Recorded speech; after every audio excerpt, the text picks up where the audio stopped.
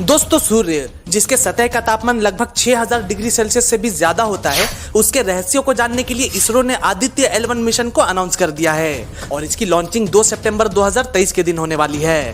फिलहाल लॉन्चिंग का समय तो अभी नहीं बताया गया है, लेकिन इसके कुछ खास ऑब्जेक्टिव्स हैं जो कि आज हम आपसे शेयर करने वाले हैं। दोस्तों आदित्य L1 में यहाँ पे आदित्य का अर्थ होता है सूर्य। ये वाला सन मिशन इसरो का और भारत का पहला मिशन होगा जो कि सूर्य को स्टडी करने के लिए लॉन्च किया जाने वाला है। दोस्तों 2 सितंबर 2023 के दिन इसरो फिर से एक हिस्टोरिकल मोमेंट बनाने जा रहा है। इस बार वो भेज रहा है आदित्य L1 मिशन को सूर्य की ओर, जो कि स्पेस में लैंग्रेज पॉइंट से सूर्य को ऑब्जर्व करेगा, काम की इंफॉर्मेशन निकालेगा और सूर्य के रहस्यों को समझने की कोशिश भी करेगा, जैसे कि गैस पैटर्न, कोरोनल हीटिंग और सोलर विंड एक्सेलरेशन को ऑब्जर्व करके एक डिटेल स्टडी करना और सूर्य के रहस्यों को हल करके उसे समझने की कोशिश करना। ये इसका मेन मोटिव होने वाला है। अब देखो, सुनने में तो भले ही आपको ये बहुत ही आसान लग रहा होगा, लेकिन उनकी स्टडीज करना इतनी गर्मी में वो भी आसान नहीं है भाई। हालत बहुत ज्यादा खराब होने वाली है।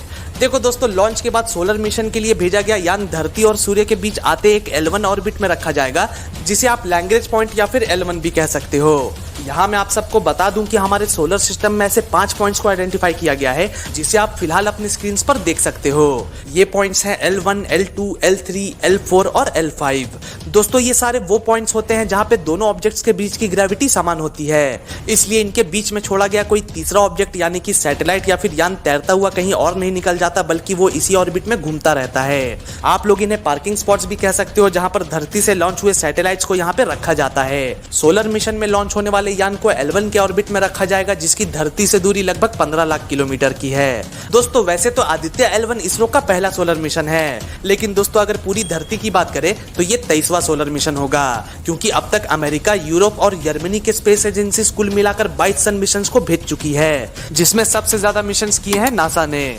1960 में भेजा गया नासा का पहला सोलर मिशन पायोनियर 5 था। जर्मनी का पहला सोलर 1974 में किया गया था, जो कि जर्मनी ने अकेले नहीं किया था, उसने नासा के साथ पार्टनरशिप की थी और मिलकर काम किया था। और यार इतना ही नहीं, यूरोपियन स्पेस एजेंसीज ने भी अपना पहला सोलर मिशन जो था वो नासा के साथ मिलकर ही 1994 में भेजा था। लेकिन खैर दोस्तों, अब अपने मुद्दे पे वापस आते हैं। तो भाई इसरो का जो सोलर मिशन स्पेसक्राफ्ट है वो 4 महीने लेगा L1 पॉइंट तक पहुंचने में। मतलब कि जिस तरह हमारा चंद्रयान गया था ना अंडाकार चक्कर लगाते हुए, तो बिल्कुल उसी रास्ते से आदित्य L1 भी जाएगा, जो कि 15 लाख किलोमीटर दूर है धरती से।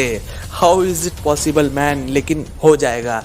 क्योंकि दोस्तों लैंग्रेज पॉइंट 1 यानी कि L1 की खासियत ये है कि ये धरती और सूर्य के बीच एक ऐसा पॉइंट है जिसे विज्ञान होली ऑर्बिट मानता है, क्योंकि इस पॉइंट पर सोलर एक्लिप्स यानी कि सूर्य ग्रहण का कोई भी असर नहीं दिखता।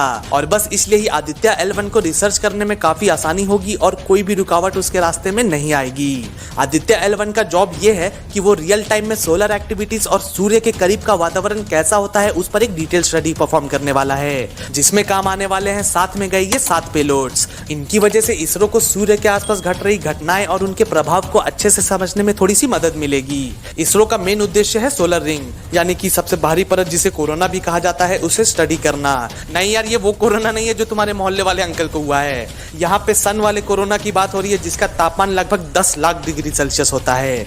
10 लाख, बाप रे बाप। दोस्तों इस बड़े प्रोजेक्ट और उसके अध्ययन से सोलर सिस्टम और उसके सूर्य के योगदान को ठीक से समझने में वैज्ञानिकों को काफी मदद मिलने वाली है।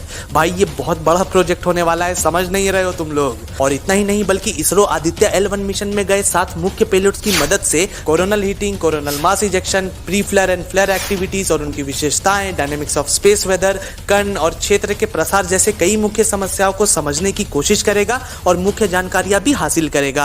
आदित्य L1 मिशन के मुख्य उद्देश्य हैं सोलर के ऊपरी एटमॉस्फेयर में हो रही गतिविधियों को जानना, के हीटिंग को समझना, आंशिक रूप में आयोनाइज्ड प्लाज्मा के फिजिक्स को समझना, कोरोनल मास को और उसमें से निकलते सूर्य की ज्वालाओं को समझना, इन सेतु पार्टिकल्स और प्लाज्मा को समझकर सूर्य की गहराई को जानना, सोलर हीटिंग के मैकेनिज्म को जानना, सूर्य की गर्मी, तापमान, वेलोसिटी और घनता को जानना, सूर्य के आसपास मल्टीपल लेयर्स का विकास कैसा होता है उसको जानना, सोलर इरप्टिव इवेंट्स को जानना, उसके आसपास के मैग्नेटिक फील्ड को स्टडी करना, सोलर डायनेमिक्स और सोलर विंड को जानना।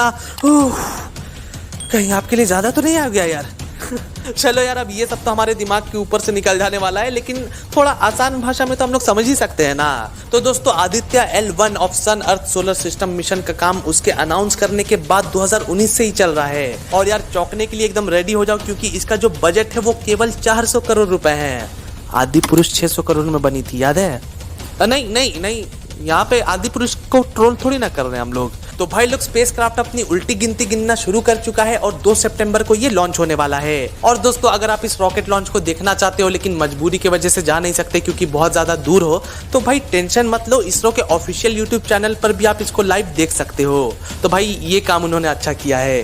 तो खैर अब टॉपिक पे वापस आते हैं। तो इसरो ने जिस लॉन्चिंग टेक्नोलॉजी को आदित्य L1 के लिए इस्तेमाल किया है वो है लॉन्च व्हीकल PSLV XL। ये रॉकेट इसरो के पहले सूर्ययान को सूर्य के ऑर्बिट में घूमता छोड़ने के लिए ले जाएगा।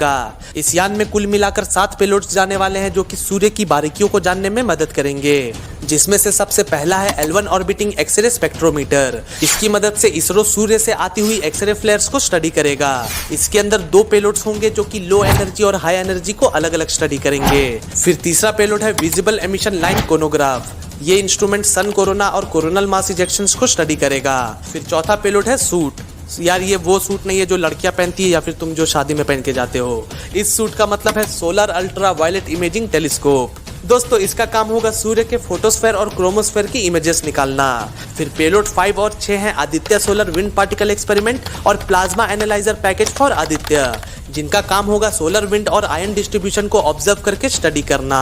फिर आखिर में है पेलोड नंबर 7 जो कि होगा मैग्नेटोमीटर। और दोस्तों इस नाम को तो आप लोगों ने कभी न कभी तो सुना ही होगा। तो भाई इसका काम होगा इंटरप्लैनेटरी मैग्नेटिक फील्ड्स को नापना।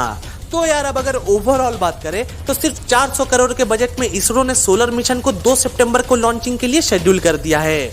और इतने छोटे से बजट से ही हमारा इसरो जो है वो सूर्य के इतने सारे रहस्यों को उजागर करेगा भाई। तो यार अब बस आज के लिए इतना ही। क्या आपको आदित्य L1 मिशन से जुड़ी इतनी सारी जानकारियां पहले से ही मालूम थी? कमेंट्स में जरूर बताना भाई। और बाकी अगर वीडियो आप लोगों को पसंद आई हो तो फिर जाने से पहले वीडियो को लाइक और चैनल को सब्सक्राइब भी जरूर कर देना। और यार इसके अलावा इसरो जो इतनी सारी मेहनत कर रहा है उसको अप्रिशिएट करने के लिए थोड़ा सा इस वीडियो को शेयर कर दो। कम से कम लोगों को पता तो चले कि इसरो कितनी मेहनत कर रहा है और क्या क्या किया है उन्होंने इतने कम बजट में। तो please share the video, like the video and subscribe my channel. तो मिलते हैं अगली वीडियो में, तब तक के लिए गुड बाय, टेक केयर।